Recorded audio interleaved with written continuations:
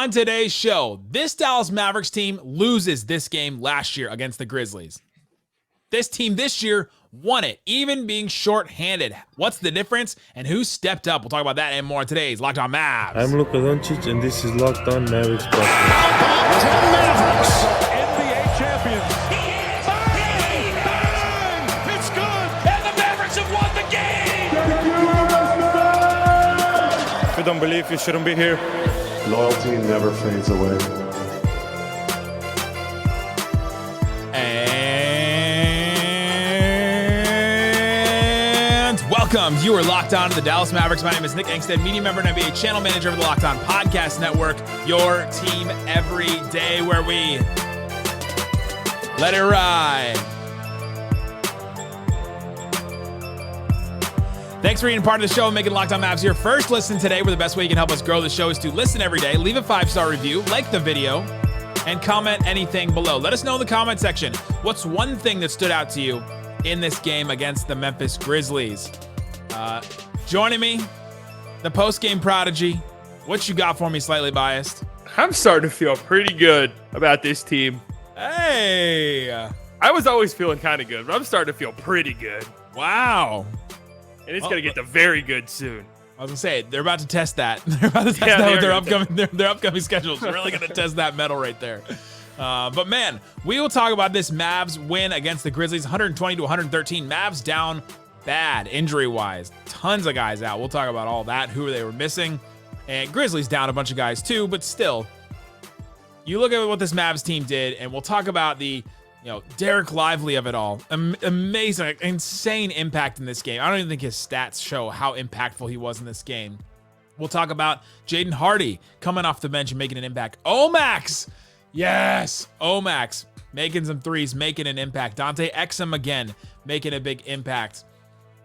Luka Doncic, 43, almost 44 minutes in this game, which is just insane.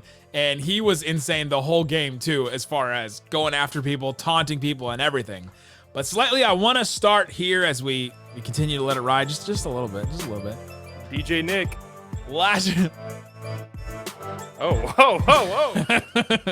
Last year, this Mavericks team, which it's not very many of the players are the same, but the Mavericks last year would lose a game like this. You're without Kyrie. You're without Josh Green. You're without Grant Williams. You're without Maxi Kleber. Like two starters, one all-star, two starters and a rotation player. You're out all these guys. They would lose a game like this. The Grizzlies come out firing. They hit a bunch of threes in the first quarter. They actually shot 41% from three overall, but started out with like 5 early threes. And the Mavericks just kept answering. And then the Grizzlies would go on a run, and they cut it to 9, and they would cut the Mavs lead down, and they would start to go on a run, and the Mavs transition defense would kind of falter, and then the Grizzlies would come back. And this Mavericks team just never gave up. And defensively, I saw an effort and an attention and a hustle that we just haven't seen from a Mavericks team in a while. And it was really refreshing. And I loved seeing that from this team. Yeah, I don't know if it's just because maybe there's been so many injuries and so many of these young guys have had to come into the lineup. But like you said, the defensive intensity over the last few weeks has been noticeable. And granted, we were talking about this before we went live. The schedule has been fairly easy for the Mavericks, especially defensively. Even some of the good teams they've played, like the Lakers the night before, that's the night before Thanksgiving. That's not a very good offensive team, right? But they've still taken care of business. And I was saying, since that game, the Mavericks have been the 8th best defense in the NBA, which is kind of shocking. And that's a decent amount of games in that stretch. That's 10 or so games. So it's noticeable when you watch it, right? I know that the teams they're playing aren't very good, but they're rotating better. Their energy is just incredible. Everyone from top to bottom. They're taking care of business in these games, right? This you would call a take care of business game. No John Morant, no Marcus Smart, no Steven Adams, no Brandon Clark, no Luke Kennard. You just go down the list for the Grizzlies too. They're missing a bunch of guys. So It was a take care of business game for the Mavs as long as they have Luka, and they did, and he was there, and he did a lot. And so they did it, though. But they needed to do it on defense, too. Even though this Grizzlies team isn't a very good offensive team either, they've got Jaren Jackson Jr., who they have a hard time guarding. He had 41 in this game. It looked like he was looking for his own shot at every turn in this game. Yeah. They have struggled to defend Desmond Bane in the past. He had 28, but you didn't feel it as much as you felt it in some other games. when it was lower scoring. And you look at what the Mavericks did overall, like they limited fast break points. I was on Grind City Media with Kelsey Wright earlier today. We do like a preview of the Mavs Grizzlies game.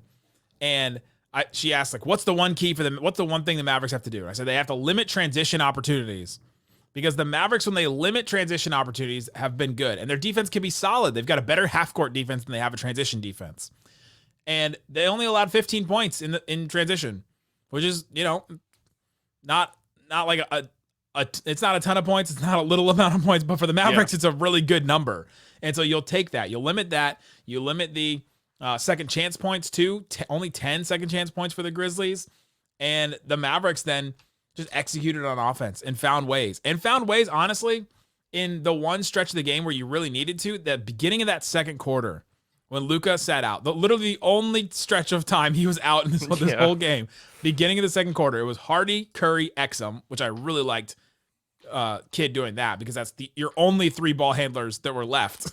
they were not hurt. Hardy, Curry, Exum, Omax, and Dereck Lively. And they went on they were 15 and 11 to start that second quarter without Luka. Like, that's just a run that the teams in the past, you just get just totally destroyed when Luka sits. And they found a way to carve out some points and to make it a game there. Well, yeah, but this is the difference, right? Because it's funny. It was after the Thunder game. I saw people on Twitter who were like, "Oh my God, I can't believe this is the roster construction." It's like, all right, any team missing 5 guys, right, is really going to struggle in a game. Then you see games like tonight again, we're missing 5 guys. The Mavericks are 2 of the 3 guys you're missing or 2 of the 5 guys you're missing are 2 of your top 3 scorers, and Kyrie and Tim Hardaway Jr. Oh, I didn't even mention Tim earlier. He was a late Tim scratch. Hardaway Jr. was a late scratch, and instead of, God bless him, instead of, the Frank Ntilikina, shout out to France, instead of the Facu Campazzos, shout out to Argentina. Kemba Walker, shout out to Carolina. I have no idea where Kemba Walker from. He just seems like a Carolina guy. He's from New York. Isn't he from the Bronx? Okay, that's true. He's from New York. Brooklyn? My bad. I don't know why I got a Carolina vibe from him. Anyways, that third quarter, like you said, in Charlotte for so long. Yeah, okay, that's what it is. The guys who stepped up in that second quarter, Exum, 5 of 6 in that quarter with 11 points. Hardy, 3 of 3, 9 points. Then, of course, Luka has 12 points because he's Luka Doncic in 7 minutes. But still, those guys stepped up and really kind of carried them to a win. I mean, Exum was incredible again. And these are the guys who are stepping up now. I mean, Markieff Morris is your 15th guy, 14th guy. You could do a lot worse. Really, you could. When they signed him, I kept being told over and over again that this is the worst thing and that it's a waste of a roster spot. And I was like, hey, it may be, it may not be. But, there are other things they can do with it. But it's a non-guaranteed contract, and we'll see. But, hey, hit 2 threes in this game. He came out. 2 big threes. Yeah. He came out. It was really rough to start, but then I thought he made a big impact in this game. He was guarding Jaren Jackson Jr. sometimes. He was getting, got a couple of rebounds, a couple of assists, 2 steals. I thought he made an impact, but we can't talk about the difference between last year's team and this year's team without talking about Dereck Lively, because oh my gosh, he was from the jump so impactful. First of all, they won the jump, which didn't happen very often last year. True. But 16 points, 16 boards, 2 assists. He only got 1 block and 0 steals, but he had so many deflections. He had more blocks than just the one. I don't know why they only counted 1, but he was so impactful. 35 minutes in this one. Out-rebounded Jaren Jackson Jr. 16-4, which Jaren Jackson Jr. doesn't get a lot of rebounds, but if you just go center to center, hey, you'll take it. The Mavs won the rebounding battle in this one, and Dereck Lively was all over the place. They only allowed 42 points in the paint. The Mavs scored 48. That's a big number we've been following all year. Lively was just so good, and he's one of the big differences between last year and this year because they just didn't have a player like that. Yeah, and he's starting to reach this point where it's like you can tell the other team is a little bit fearful of Lively down in the post. There's times where Luka said it recently. Yeah, like Xavier Tillman got the ball like 3 times in the paint, and his legs just started shaking immediately and wants to pass out. Like, he's become a legit deterrent. Mavericks have obviously never had that in because even when KP was here, KP was more of a help side, like shot blocker. It wasn't like he was under the basket, like, oh my God, like we can't even attempt a layup here. But yeah, he was tremendous tonight. And you watch some of these other centers play, and I don't want to compare him to some of these other guys, but you watch like the Lakers, right? I mean, the in-season tournament, we're watching him, and AD with his length and his athleticism for his size, just all over the floor, disrupting things, and playing at the level in the screens and trapping guys in the screens. Can Lively get to that? Probably not. I mean, that's a defensive player of the year level guy and one of the greatest defenders ever. End of the first quarter, though, I marked it down. Around the 5-minute mark, they had Lively playing up to the level of the screen, and he was affecting ball handlers. And I was like, oh, let me just write this down real quick. That's exactly why I say that. Starting to flirt with it. He's better in space on the perimeter than I would have maybe even ever expected him to be. This is why I tweeted out recently, like, if Lively developed into the guy he is currently, like, I think most people would have just been happy with that. Yeah. Like, if it was a 1 or 2 year wait period to get to this, like, we'd be like, all right, we got the best center in the Luka era, and it's 2 months into his rookie season.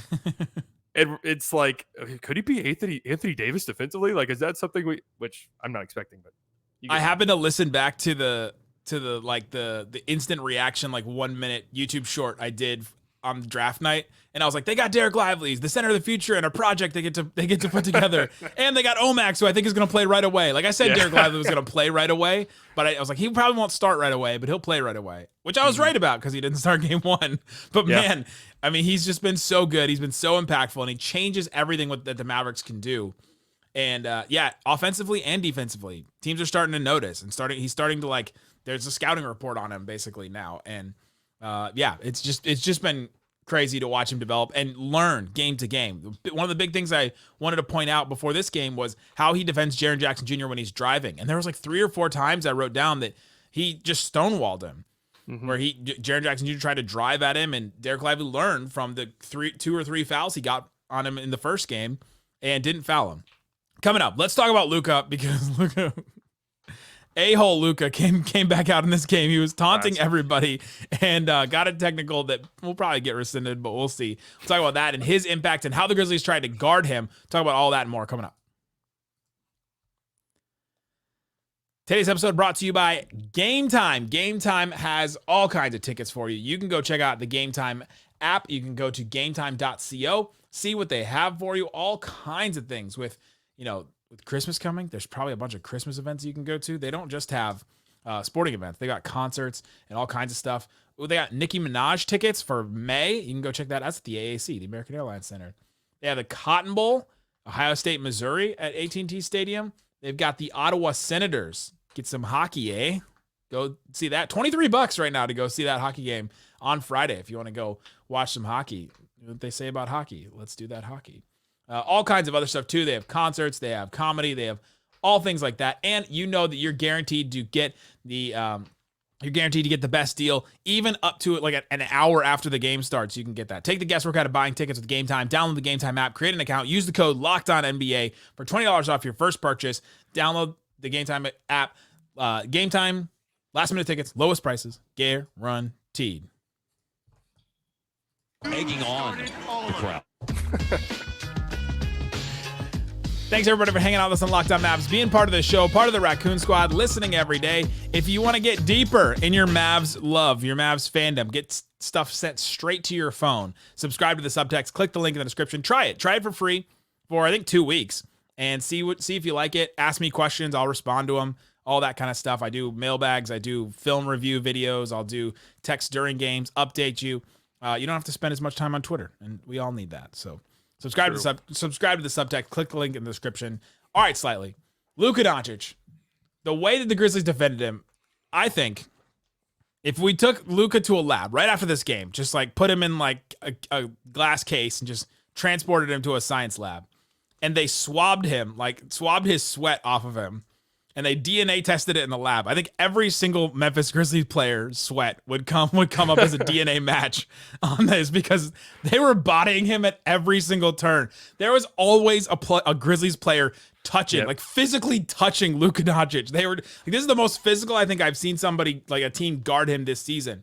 It was very similar to what the Bulls tried to do against him, and that was one of the ones that was successful. Is you have somebody go like face guard him as close as possible, and then you wait and don't send the second help until he gets into his drive, gets into his like jump basically, and you try to just like disrupt him right at the point of decision. You're like, all right, we know he's going to get into this point of decision. He's either going to shoot or he's going to pass or he's going to do, something. They're like, all right, right at the last second, send somebody. And they just did it over and over and over again, sending traps, sometimes a little earlier. And he had to, break a bunch of traps with Lively, like we talked about, and a bunch of other things. But man, they were so physical with him in this game.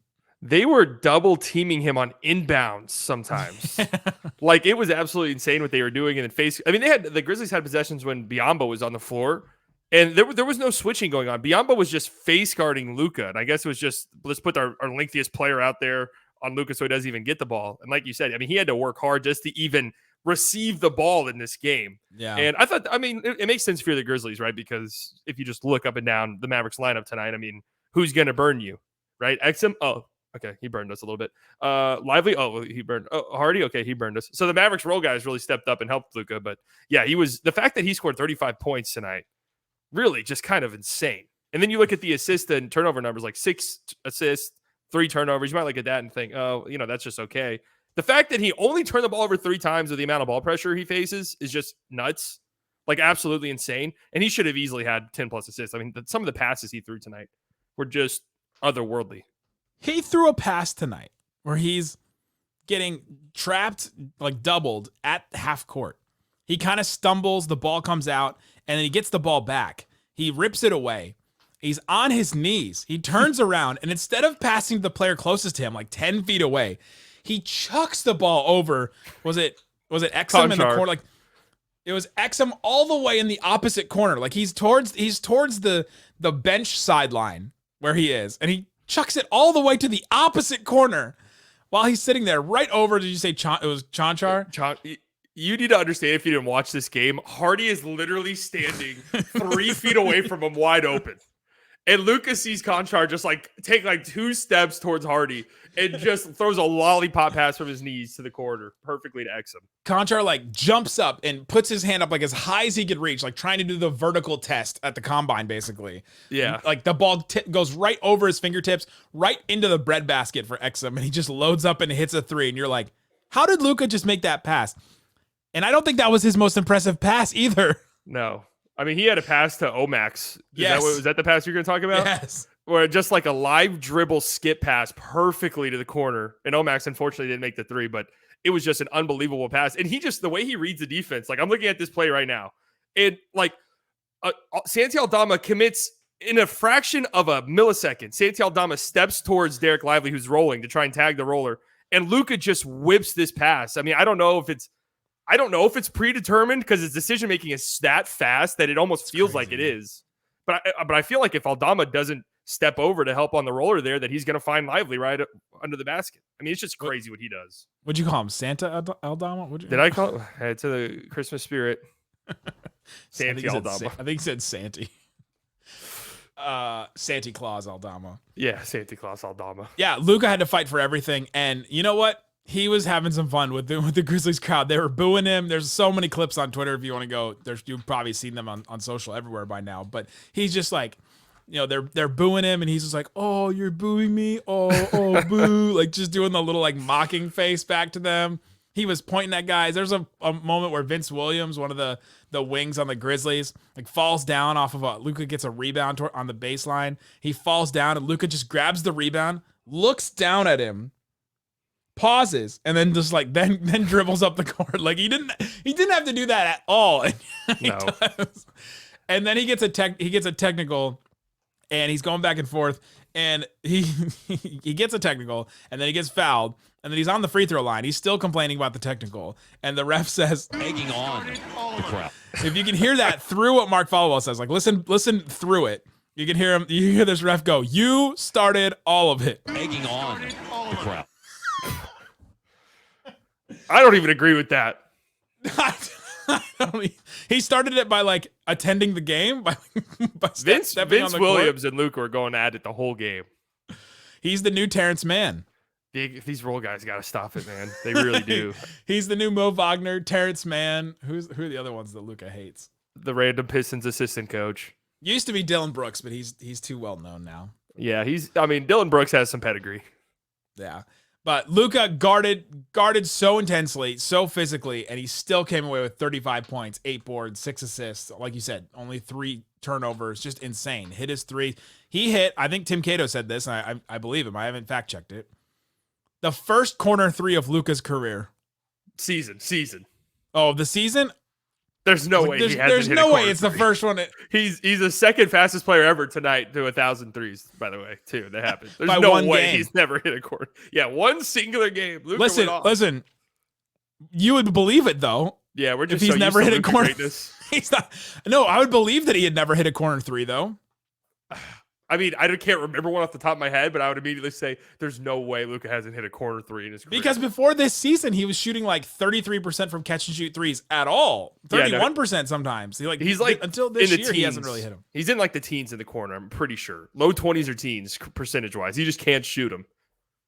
All right, I don't know how. Not to compare myself to Luka, basketball wise. Might as well. But I'm like, I can't. I really struggle when I shooting corner threes too. I'm much better on the wing and top of the key. I don't know. Maybe it's just a thing for some guys.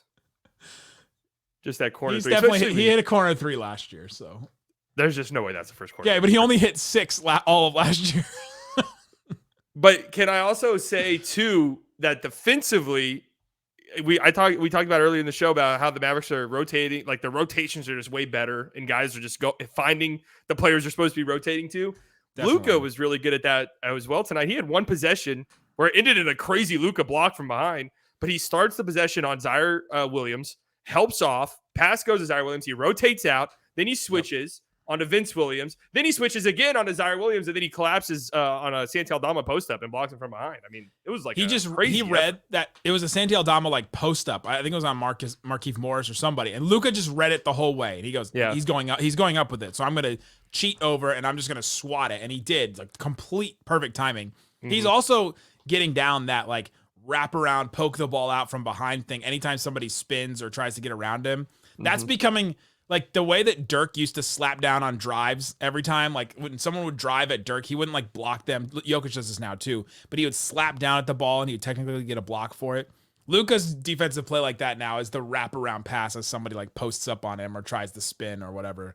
But coming up, tons of role players made impacts in this game, like Slightly said earlier. We'll talk about them. What do we see from Omax, from Hardy, from Exum, all those guys. Talk about it more coming up. Today's episode brought to you by FanDuel. FanDuel Sportsbook has all kinds of props, odds, spreads, and right now, if you want to put some money down in the money line, hope you put some money down on the Cowboys over the Eagles because that was a beatdown and you would have won that money. You can go put some money down on anything, NBA, NFL. They've got some WNBA things. I bet you could have put some money down on the lottery if you wanted to. But let's see where the Cowboys are for next week. They have Cowboys. Come on, computer. They have Cowboys plus 2.5 against the Bills. What? That is interesting. Bills at home, Cowboys on the road, plus 2.5. That means you can get plus 116 on the money line for the Cowboys. That means if you put down money, you actually win more money on that. You don't have to double down more on it. So check that out. Put down $5 on it. You get $150 in bonus bets if the Cowboys win that game. If you do it with FanDuel.com/lockedon. Again, check it out. FanDuel.com/lockedon. Shut it down! Let's go home! Thanks everybody for hanging out with us on Locked On Mavs, being part of the show, part of the Raccoon Squad. All right, Slightly, let's talk about these role players because they did really step up. Another big difference between last year's team and this year's team is they've got deep depth. I said that all summer. The Mavericks have better deep depth. Your Exums, your Hardys, your Omaxes, your Markieff Morrises, your even Derrick Jones Jr., like all these guys, the deep depth guys have been a lot better than they were last year. Last year, this team is like Luka, Justin Holiday, Frank Ntilikina, like you were saying earlier. What did you see from Jaden Hardy? Because he had probably his best game of the season so far. He had 19 points, 4 assists, only 2 turnovers. He hit 5 threes. He was just nailing his threes, and then a couple other buckets he hit too. Well, that was just it. I mean, hitting his threes. I feel like when he's hitting his threes, everything else just opens up for him, and he just feels a little bit more confident. Like he's better at attacking closeouts. And I mean, in the fourth quarter, he got blocked, I think, like 3 times, it felt like. But that was just the Grizzlies were really clamping up in the fourth quarter. Like there was nothing in the paint for the Mavericks. But if he's just knocking down threes, his game just feels a lot better. When he's missing threes, you could say this about any player, but especially for Hardy, where the in-between stuff can be really questionable. Like some of the decision-making is still a little shoddy. Some of the defensive stuff is still a little shoddy. And if he's missing threes on top of that, then he's almost an unplayable player, unfortunately, which has kind of been the case for most of the season. Did the T-Pain thing.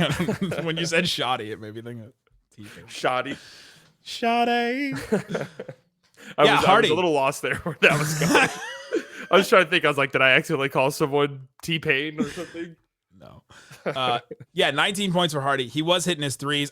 He's got this one little move that I'm starting to like from him. He drives the turnaround and like fade away little jumper when he gets deep enough in the post. He hits that. It feels like he hits that on a pretty good clip. I feel like that was one of the only other 2-point shots he hit. But he was getting stuff going in the pick and roll. He needed to step up in this role because, like we said, Kyrie was out. Tim Hardaway was out. The Mavs needed to find scoring somewhere. Seth Curry only had 6 points in this game. Played 20 minutes, and Hardy played 34 minutes almost. So he was in for a lot. They really needed him to step up. They really got that from him. Omax. Omax 3 threes in this game and a really nice pump fake under the rim, like layup that he got off of a cut. 4 rebounds for Omax, a couple of assists too. Finished with 11 points. Omax, I thought, made an effort and made an impact. He's going to make an impact with his defense. I feel like he had a huge block earlier in this game. Oh, my gosh.